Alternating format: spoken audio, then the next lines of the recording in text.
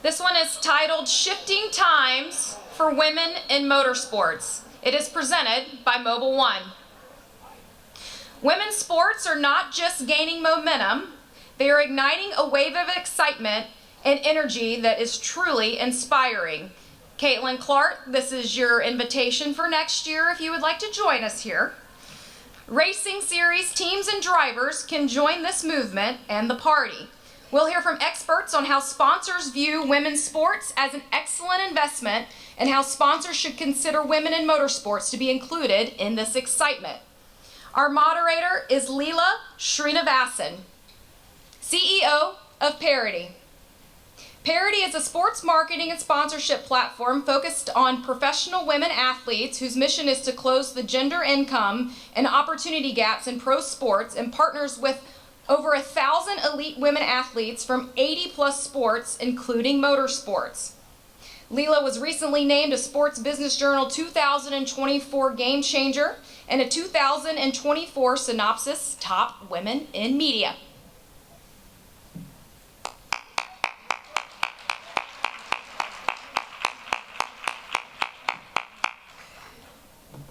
Joining Leela on stage and our first panelist is Katie Howell. She's the Global Marketing Services and Sponsorship Manager at ExxonMobil. She's dedicated to advancing initiatives that support women in motorsports, including the Women in Motorsports program, the Porsche Female Drivers program, and F1 Academy. She has a degree in chemical engineering from Auburn University and an MBA from William and Mary. She enjoys spending time with her husband, 2 boys, traveling, running, playing golf, and gardening.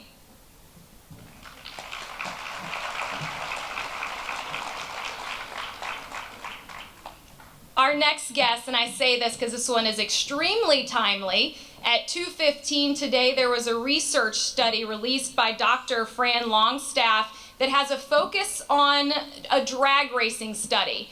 And where are my drag racing people in the room? We're gonna like this one. It's titled, It's Never Been a Thing, Lessons in Gender Equality from Drag Racing.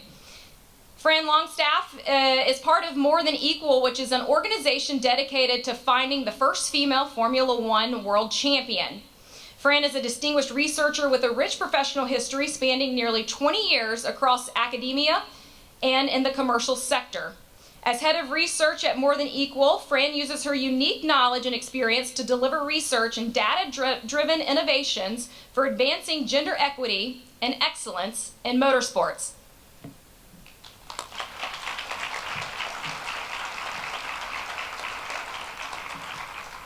And congratulations, Fran.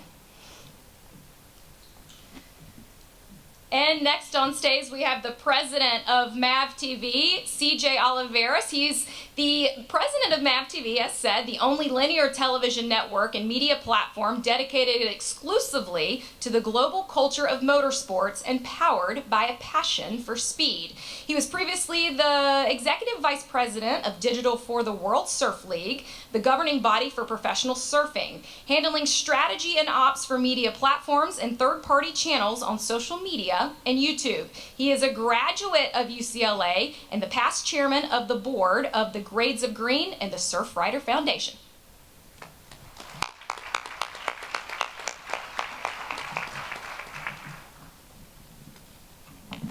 All right, thank you so much for the kind introductions. And hey everybody, very excited to be here and talk about women's sports and specifically women in motorsports and the shifting dynamics that we see. I love that last panel. I did have a suggestion for Doug, although I think he might have stepped out.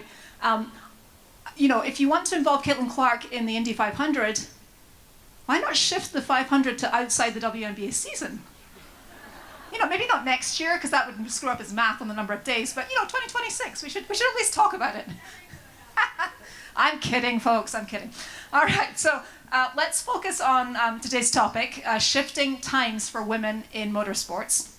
And I love that across this panel, we each wear different hats. We've got media covered, we've got research, advocacy, sponsorship, drivers, you know, you name it, probably more things than that. But I wanted to kick off by maybe just stepping back and thinking about what we've seen over the last 12 months. So, CJ, let's start with you. As we heard, MAVTV is the only linear TV network and media platform dedicated exclusively to the culture of motorsports.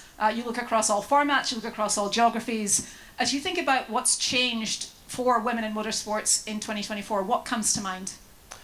Well, I really think it's the continuation of what we saw in 23. It's momentum started to build. Formula Academy launched in 23. That made its way onto broadcast television in the U.S. And for us, we really see our role as fan development. And that starts with telling stories about drivers and teams and races. And we leaned in hard in 24 to tell some of those stories across the breadth of our programming. I also think that we're starting to see with some of our audience numbers, we grew our female audience 54% in the last year and a half. Sorry, 54%? 54% That's increase, cool. Yeah. That some of the things that we're seeing more broadly in sport, things like Caitlin Clark, who is the Caitlin Clark effect here in Indianapolis is inescapable, and if you haven't been to a Fever game, get to a Fever game. It is a fantastic sporting experience, even if you're not a women's basketball fan. But Nelly Korda in the LPGA, the two of them together, separately in their own sports, have had this tremendous effect on audiences and attracting new audiences in particular. And I think we're starting to see some of that. And some of this is the kind of the tail of the Drive to Survive effect that started in the pandemic, where we started to see many more women viewing motorsports. But we certainly on the MAVTV side have seen that in spades. Fantastic. I don't know if you all saw the Annika, driven by Gamebridge, actually. Nelly and Caitlin teamed up at the Pro-Am, and yeah. It was bonkers. I mean, that was just, you've never seen crowds like that at any golfing event almost at 7 a.m. So just great to see that momentum across sports, and certainly motorsports, of course. Fran, let's come to you. So More Than Equal has a very clear mission to find the first female F1 champion. I'd love to hear what progress you've seen this year, what shifts you've seen, and also what you think are still the biggest hurdles to More Than Equal accomplishing that very important mission. Sure. I think I'll actually start with the big barriers, because that will explain why I'm going to focus on the next thing. I think, More Than Equal, we did a piece of research last year looking at what the barriers are. Why has there never been a world champion, female F1 champion? And I think fundamentally there were lots of barriers that came up in that study, but fundamentally at the heart of them, it stemmed from a lack of visibility. So there weren't really female drivers talked about as potential F1 champions. And actually, even as part of that research, we surveyed 13,000 motorsport fans, and almost 50% of motorsport fans didn't even know it was possible for a female to race in F1. So that lack of visibility, if you can't see it, you don't know it's possible, why on earth would you ever go on that journey? So what we've found this year, because of F1 Academy and all of the media coverage that has come from that, there's a lot more visibility around female drivers, and there's a lot more visibility of female drivers talking about their ambitions to get to F1. So then that feeds that next pipeline, that next set of girls that come into the sport.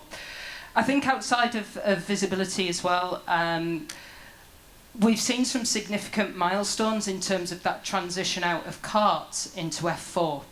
So that's always been a tricky transition in the F1 progression pyramid. A lot of drivers, female drivers, will often drop out at the karting level, don't make it into cars. We've seen a lot more F4 drivers this year. So I think it was round 6 of the British F4 Championship. There were 8 female drivers. So that's really cool. That's really cool progression there. And we've also seen with some of the karting series that are out there, such as the FAT Karting League. I never know if it's FAT or Fat Karting League. Someone will have to correct me. And champions of the Future Academy.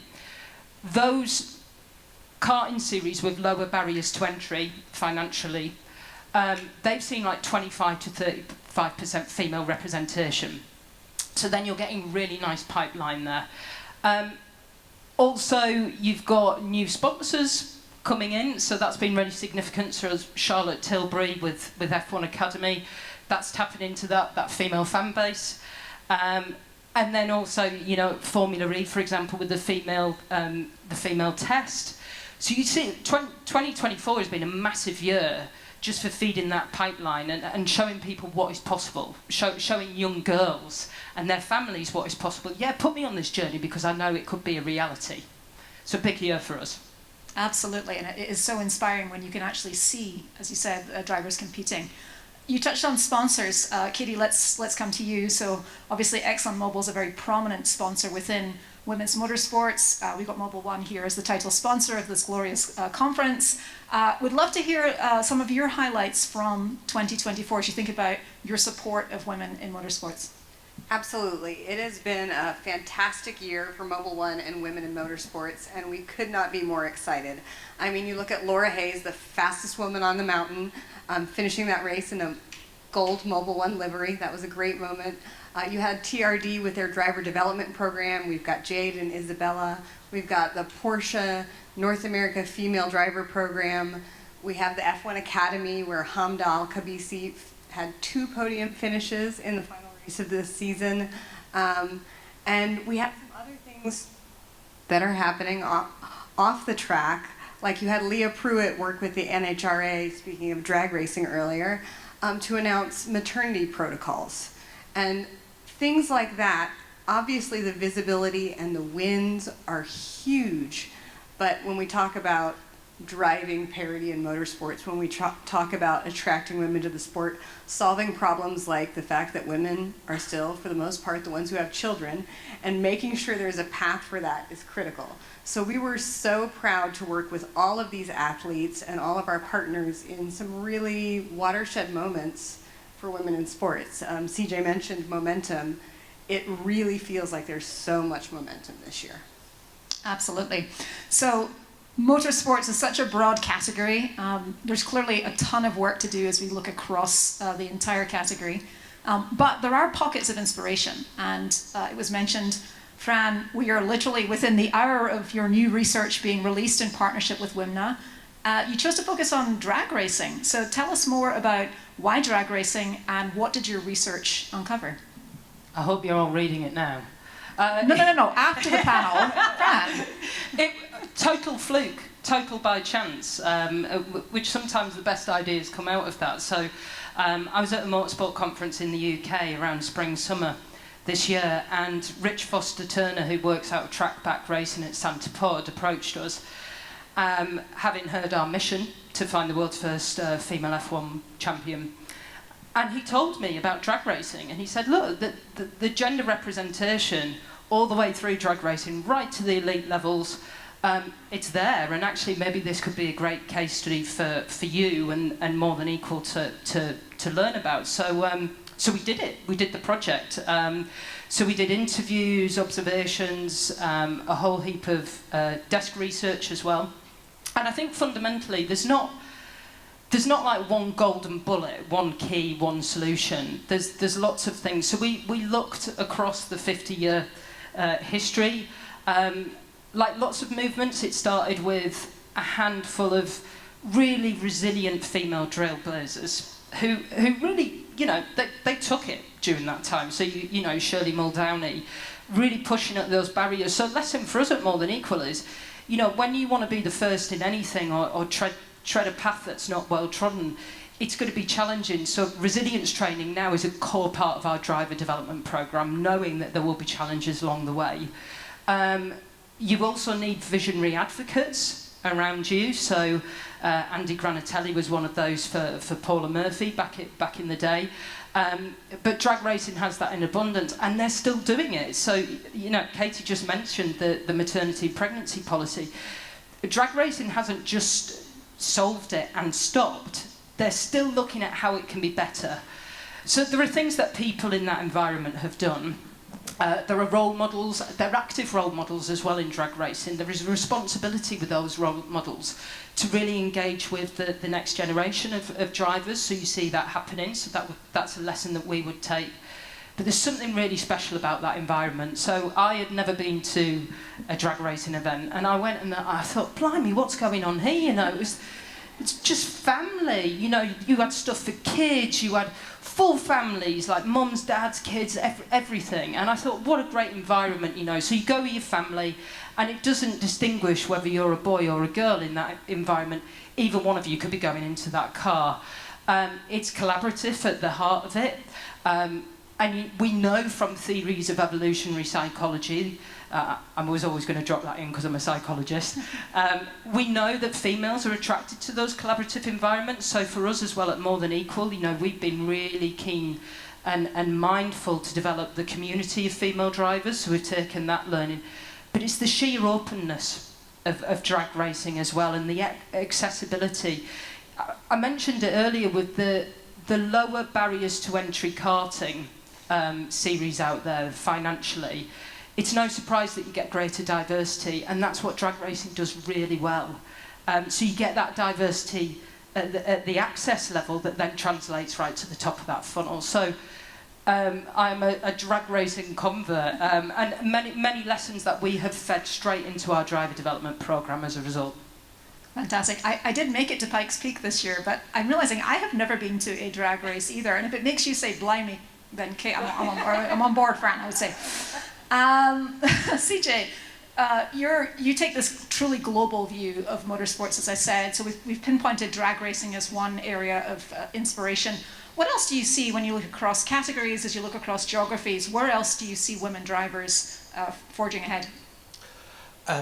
It's fairly widespread. I mean, you look at every single development series in the last couple of years, and you're seeing the next generation of young women drivers participating, and not just participating, but excelling. And once they excel at that level, they're finding the next challenge. And we did some shows. We kicked off our year this year with a couple of shows. We did a mini series with Ashley Freiberg, who's, I know she's here. Hey, Ash. And you know, she's had an incredible long journey of racing, but really in 23, 24, she really started to hit her stride and continues to challenge herself. We did a show with Hannah Greenmeyer, who I think is also here somewhere. Yeah, Hannah, who jumped out of open wheel and into GT cars and has had an amazing 2024 season. So it's not just that they're showing up and participating, it's that they're rising to the top and they're continuing to challenge themselves. When they hit the top, they continue to find the next challenge. I also think it's not just behind the wheel and on the track, it's in the paddocks, in the boardrooms. We've got a few people here who have excelled off track. Wimna's Beth Peretta, who is now VP of Sporting at Formula E, which is a new and exciting role for her. And she's led the charge on getting an all-women's testing done in Formula E, which was very successful. But also a couple of friends from the media side of things. Pam Miller is here, who's a longtime collaborator with Lindsay Mandy from Fox. The two of them are basically leading the charge on the coverage of IndyCar as it moves to Fox, going into 2025. So it's not just behind the wheel and on the track, it's all these other places that we're seeing women show up. I love that you called that out. It's so important. And I'm curious, from your perspective, Katie, whether on or off the track, like where are you seeing the most inspiring progress being made? I think we're seeing it on all sides, but one of the things that I think is really important, you mentioned the boardroom. A lot of the research or knowledge that I have about feminism comes from the more corporate side, because that's where I've grown up and have gone from being in a company where I showed up and I would often be the only woman in a room to that rarely happening over the course of 24-ish years. So one of the things they say there is, if you're on a corporate board and you have one woman, she's a token. If you have two women, you essentially have a friend, but you can't make real progress and affect real change until you have 3 women on the board, because then you have a quorum, you have a voting block, people listen. And what I think we're seeing now with the sheer volume, the number of girls in karting, is we've gone from having the token who then represents all of womankind in her race, which is a lot of pressure to put on a 16-year-old driver. It's a lot of pressure to put on anyone. But we're seeing that women are now, there are enough women in the sport that they're being seen as an individual as opposed to the token woman. And that is huge in terms of us being able to make progress for all women and for motorsports as a whole. So really excited to see that shift that we've seen in other areas of society, we've seen in some other sports, and I think we're starting to really see it outside of the NHRA and other key areas of motorsports. Yeah, definitely strength in numbers, for sure. So at Parity, as you heard, we're a community of over 1,100 professional women athletes across 80 sports, motorsports being one of them. We love to publish our own research as well. Last week, we published a new study in which we surveyed 500 professional women athletes to find out about the economics of being a pro women athlete. And one of the sobering findings was that of that 500 athlete cohort, only 50% basically said that once you had accounted for the costs of training and competing and traveling, they weren't making a cent from their sport, which is, it's difficult to hear.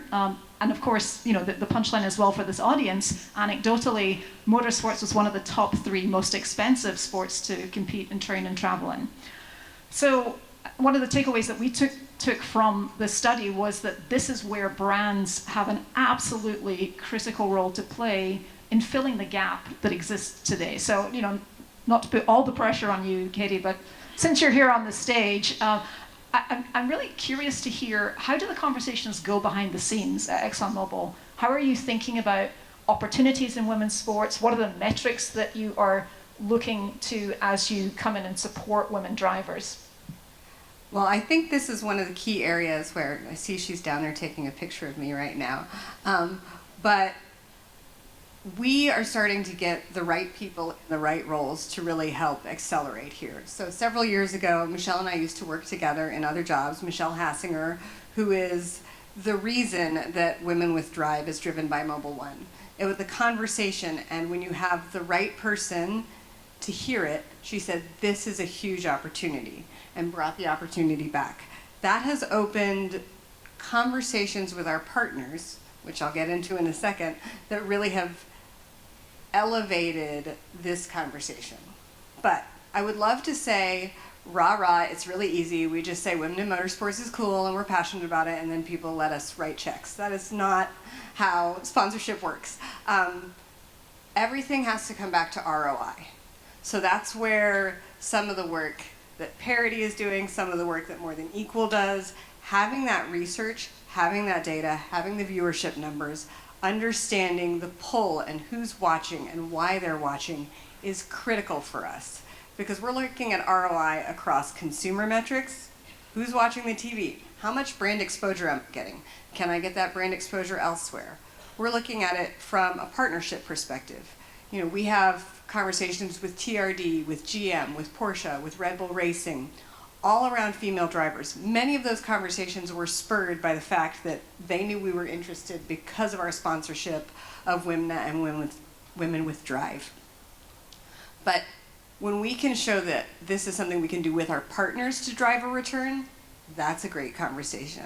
The other key piece for us is technology. ExxonMobil, at its core, wants to show off our technology in motorsport, and that's extremely motivating to us in addition to the ROI.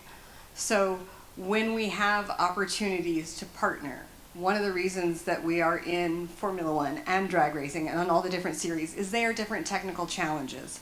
And so when we can find women who are performing at the highest level in motorsports, it doesn't matter whether it's a woman or a man driving the car if we can showcase how our technology is helping that person compete and win. The other key piece for us, and this is more the rah-rah part, is that ExxonMobil as a company has two key areas that are critical for us to invest. One of them is STEM, and the other is supporting women. If you look at the broader ExxonMobil Corporation, we've done work for years in supporting women in the communities where we operate, Indigenous women, microeconomic programs. Those are part of the work that our public affairs group does. And then bringing that in and tying that together with our core business, we're like, this shouldn't just be about outreach in communities where we operate. This should be core to who we are and how we operate. And I think over the last 3 years, you've seen us be able to bring those together and say, not only is it important for us as a company, but it delivers a return. Great, so it sounds like you've got layer upon layer of reason to do it. I'm going to hazard a guess that might be some folks in the audience that would like more sponsorship dollars, yes? Is that accurate? So maybe I'll come back to you for just a follow-up question on ROI. So do you think about ROI for women in motorsports exactly the same as you do for male drivers and men in motorsports, or is there any nuance in how you evaluate? It's a tough question. It's okay. So right now we have a grassroots program that we have in North America. So it's nice that this event is here, and we're looking to expand that to other markets.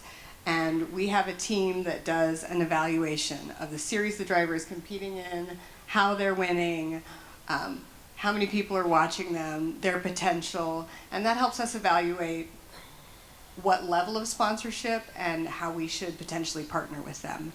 And I would say that 90% of that is the same. But because I have a bias towards women, and I'm the one in the job,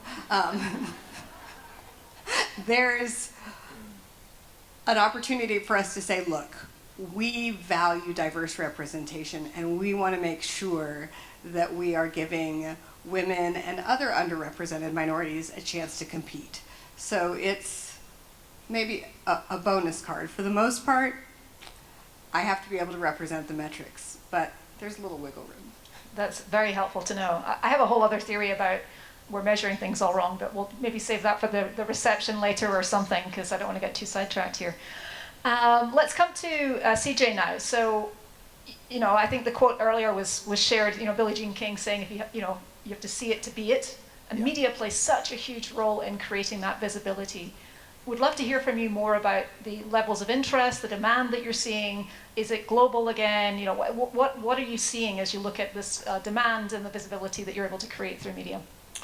Yeah, a couple of things to Katie's point and yours earlier. I mean, it is an ecosystem. We have to all work in partnership. Brands, media, race series, athletes all have to kind of work in commune to drive the flywheel, because I can't put it on the air unless I have funding.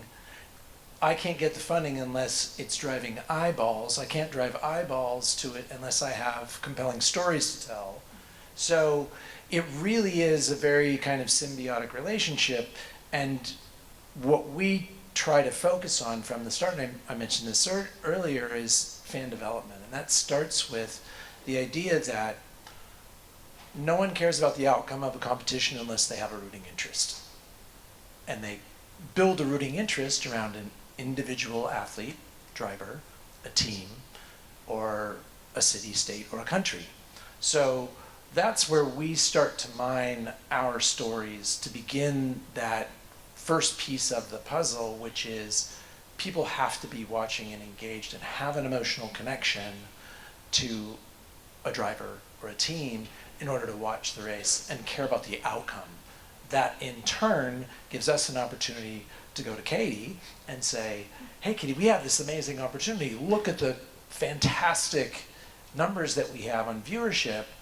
But there's also the nuance in that, and I think you've got some information on the power, the unique power of female ambassadors for brands and how they are more trusted among consumers.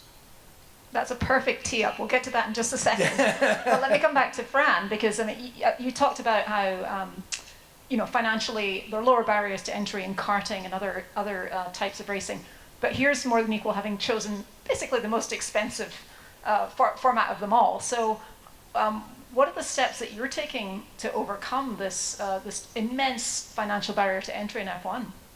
Yeah, so to give you an indication of the cost, so we did an internal piece of research earlier this year to inform decisions that we were going to have to make as part of our programme, the work that we were doing. So depending on who you ask, it's about 10 to 15 million euro to make it to Formula One. And actually what was really interesting from our research was that drivers, regardless of whether you're male or female, generally are expected to foot that bill themselves until you get to the series or championships where there's greater visibility. So Frecker, for example, if you asked our coach, he would probably say Formula 3 is where you would start to get sponsorships. So hugely expensive. And it's one of the reasons really that a lot of female drivers, they just don't make it out of karting. So the drivers on our programme at the moment, they're 13, 14-year-old girls. They're starting this journey. So we've really had to think carefully, how are we going to attract sponsors to them? So we've worked really hard to build their profile and visibility, because we know that that's one of the barriers to sponsors not getting involved at those lower levels. But we've also been, I guess, smart with our partnerships. So we got a partnership with AVL Race Tech, and it's a value in kind partnership where they're giving our drivers sim access, engineering training, data analysis, you name it. So we're looking at those value in kind partnerships, but the key thing at the moment is visibility, or else it's going to be really hard to attract that in. Yeah, that sounds right.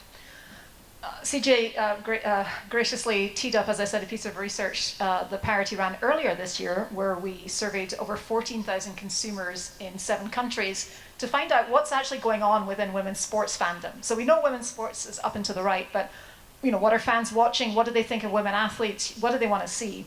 I wanted to share just a few stats from that and then get the panelists' reaction. So first, 88% of the people that we surveyed see professional women athletes as societal role models. 53% want to see brands lean more into sponsoring women athletes, just saying. 57% say that they think a woman athlete who represents a product or services of a brand genuinely believes in that product or service, compared to the 50% who say the same about male athletes. And so you get this believability boost when you work with women athletes. And then my personal favorite, women's sports fans are 2.8 times more likely to purchase a product or service recommended by a woman athlete than by any other kind of influencer. Male athlete, Kardashian, doesn't matter. Women athletes are that powerful. So women drivers in the room, embrace that. Know that you have something really special going. I really just wanted to get the reaction of the panel to those stats. Do you see that playing out in your respective circles? Yeah, no, super interesting and very similar to what we found. So as part of that survey that we did last year with, I think it was about 13,000 motorsport fans, we found in the female fan base, which in F1 now is probably in excess of 40%, 56% of those female fans said they would be more likely to buy products from brands that were seen to support female athletes, female drivers. And we thought, okay, there's a bit of an untapped potential here. The female drivers could be a really useful brand asset. So we did a follow-up piece of research with Krant, who are a company that help products develop their brand using their AI-powered platform called Ink Lantern. And what we found is that when brands use female drivers to promote their products, etc., they get far greater engagement. They're able to build far deeper relationships with those audiences than when they're not there. So I think now the time is ripe to really sponsor female drivers. This is a really, you've got that movement now, and you've got the evidence to say, look, you'll get this back. It is a movement. Kitty? I think from my side, just as a sports fan, watching the way that people engage with female athletes. I'm a boy mom, I have 2 boys, and during the last Summer Olympics, my son was wearing a Megan Rapinoe soccer jersey. And I was in awe because there was no way a boy when I was in middle school would have been wearing a Mia Hamm soccer jersey. Like, we just have never seen guys wearing female athletes' jerseys, whereas we've always seen the reverse. And so, as a society, we really are shifting the role of female athletes. And I do think your data shows they're more trusted, they're better brand ambassadors. So there is a huge opportunity. I think there's a big opportunity for breakthrough stars in motorsports. I think we've seen those in some other sports. We talked about Caitlin Clark. The Olympians are always incredible brand ambassadors and incredible stories. We have opportunities in this sport, and I think that's one of the things I'm really excited about in this role is how do we tell those stories? How do we get the eyeballs? How do we create this ecosystem? In part, I do want to sell more motor oil, but more importantly, help women succeed in motorsports. CJ, we talked about storytelling. I mean, this is your domain, so what do you see? Yeah. No, it's interesting because when we were prepping for this, I told a story about a prior life in surfing where at the time I was responsible for coverage of both men's and women's surfing. And the brands within the surf industry decided that they wanted to fund the tour but not the TV show that covered the women's tour while they were covering the men. And I said, I raised my hand, I said, okay, we'll cover that. As it turned out, the shows that we produced about the women rated higher than the shows that were produced by someone else about the men. I'd like to think part of it was our ability to tell great stories, better than them. But it was also the fact that the women were more willing to kind of share themselves and and just be regular human beings, and the guys were all closed up and didn't want to share anything personal, and the women were just more interesting. And so that storytelling piece that I've found already in the 2 years that I've been here at MAVTV, there are so many rich stories in motorsport generally. We're out searching for them, and I know that this room is filled with amazing stories of women young and who are at the peak of their racing careers and off track as well that need and should be told, and we have to continue to work in partnership to keep funding those. We definitely do. Yeah. We touched earlier on just the progress, the momentum, the excitement that we're seeing for women behind the scenes, off the track in motorsports. CJ, you shared a number of names that you've seen rise. Fran, anything you'd care to add on that particular topic? Yeah, I think in order to get that movement, it can't just be the drivers. You need that diversity across the board. You are seeing more women at director level, VP level. There's even the first female chief commercial officer at F1 as well, which is a big deal, given that we just talked about the brand potential and the female audience. So I think that's really key. For us, we've collaborated with Beth Peretta at Formula E, who's making those inroads and using her lived experience to kind of say, okay, let's try this initiative to support female drivers. Also, Ellen Laura AVL Race Tech, she's a real advocate for female drivers and offers her knowledge, experience, services in that area. So I think the more you have of that and more of that lived experience, it feeds into new innovations, new ways of doing things, new ways of looking at the problem. So just more of that, I think.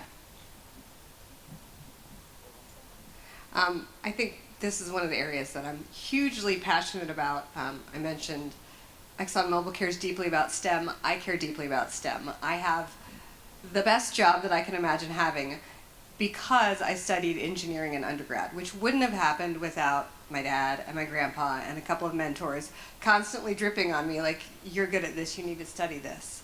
I think within motorsports, there are so many cool jobs that we need to find pathways for more women into. race engineer, designer, mechanic.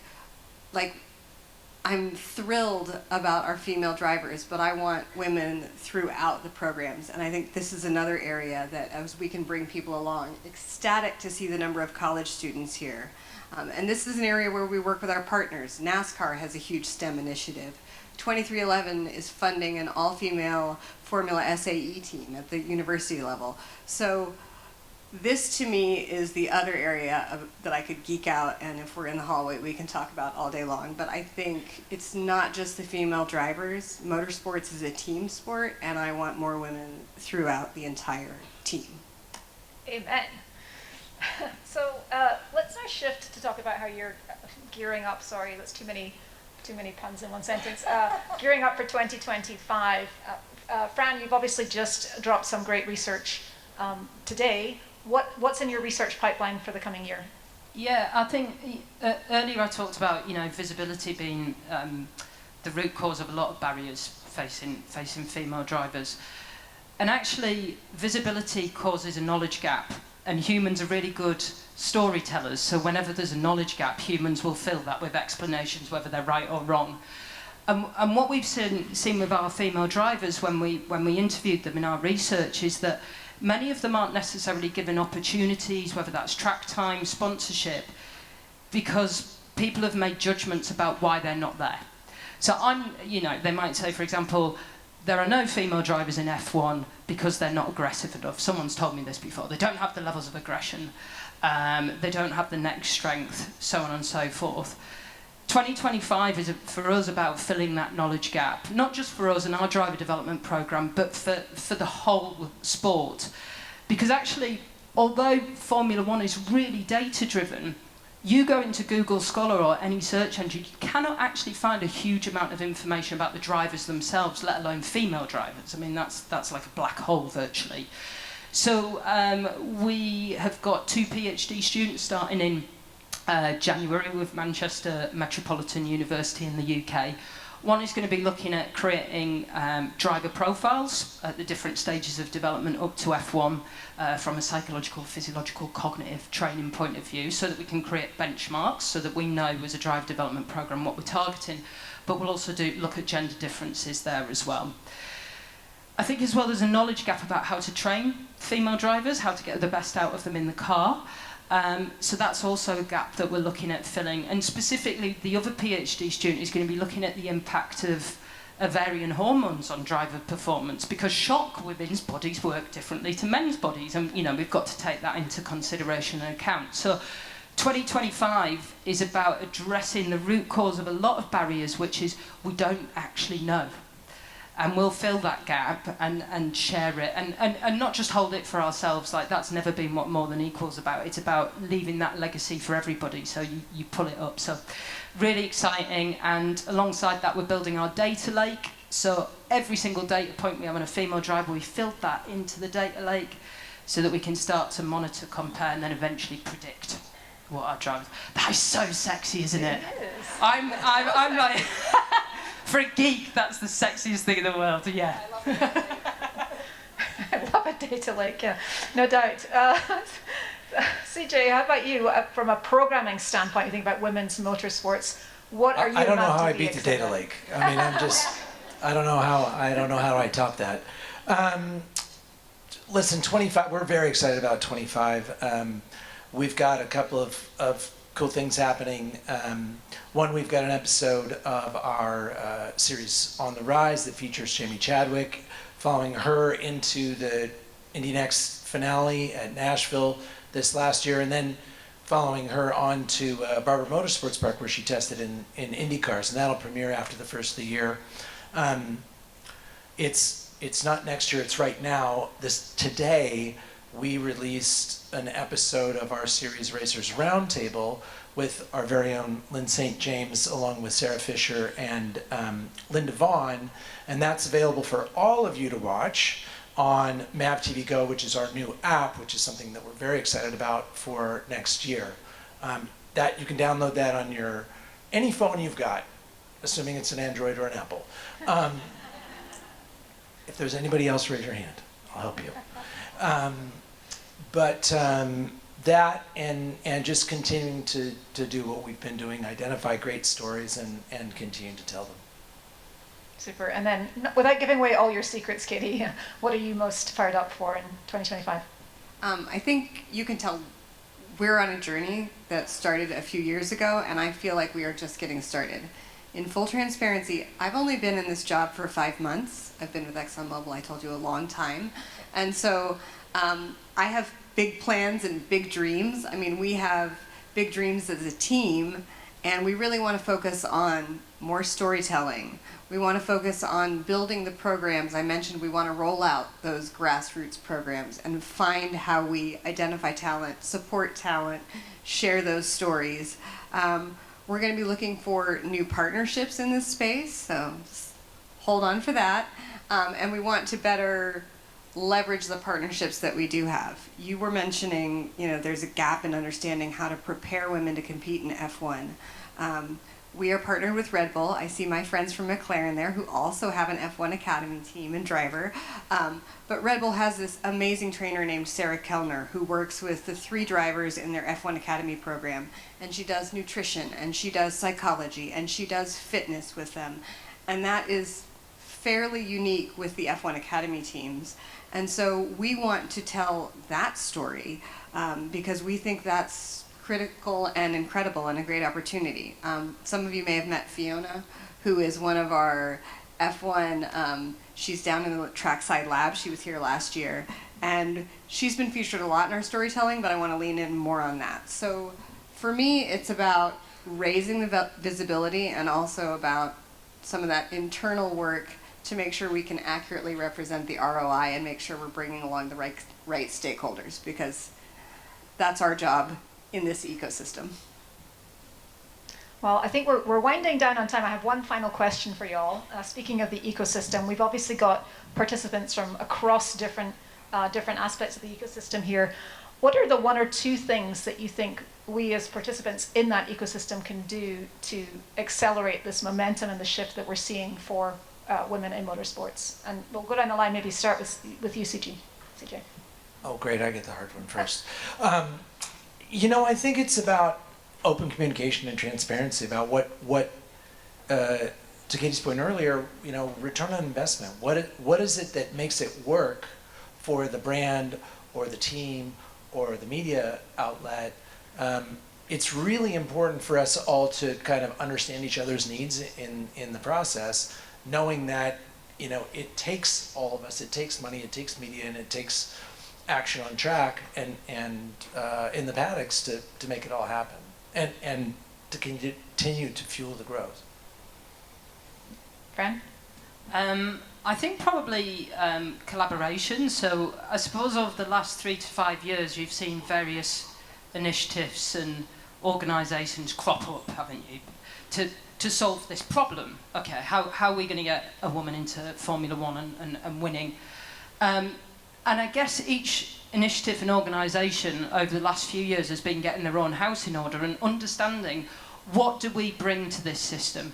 Next year is going to be about, okay, let's collaborate now. So now we've defined what we are. So we're a data-driven driver development programme. Now we've defined that. Where do we fit in the system with the other initiatives? So I think when any sport has transformed, so you look at like women's football, women's soccer, you look at that, it transformed with that collaborative effort, and I think now we're there because we've all got our own houses in order of what we're doing. Yeah. I love that answer so much, because that's what I see, is there's a huge opportunity to connect with the people here, to understand what they're delivering, what we can deliver, and how we can work together to really unify some of these efforts. Because you're right, so much change has happened, but there's an opportunity to really accelerate that in the coming year.